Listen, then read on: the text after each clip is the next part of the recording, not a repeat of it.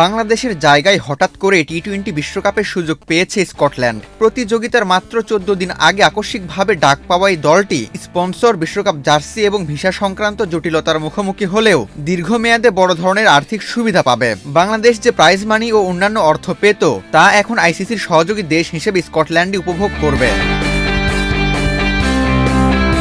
এবারের টি-20 বিশ্বকাপে দলগুলো শুধু অংশগ্রহণের জন্যই পাবে $3 লাখ, যা বাংলাদেশি মুদ্রায় প্রায় ৩,৬৬,০০,০০০ টাকা। পরবর্তী সময়ে টুর্নামেন্টের বিভিন্ন ধাপে উত্তরণের জন্য আলাদা করে প্রাইজ মানি অর্জন করবে। ক্রিকেটাররাও ব্যক্তিগতভাবে ম্যাচ ফি, পারফরমেন্স বোনাস এবং প্রাইজ মানির মাধ্যমে আয় করতে পারবে।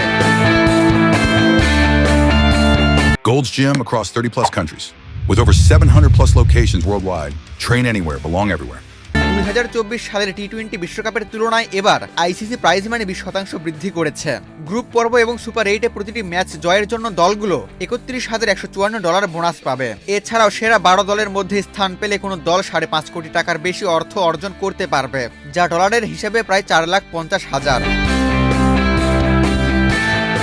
তবে এসবের বাইরে স্কটল্যান্ডের সবচেয়ে বড় আয় আসবে আইসিসির বার্ষিক রাজস্ব থেকে। সাধারণভাবে টি-20 বিশ্বকাপে অংশ নিলে বাংলাদেশ আইসিসির মোট আয়ের 4.46% অর্থ পেত, যা প্রায় $327 কোটি টাকা। সহযোগী দেশ হিসেবে স্কটল্যান্ড এত বেশি না পেলেও 3.8 মিলিয়ন বা প্রায় 37 কোটি টাকা আয় করবে।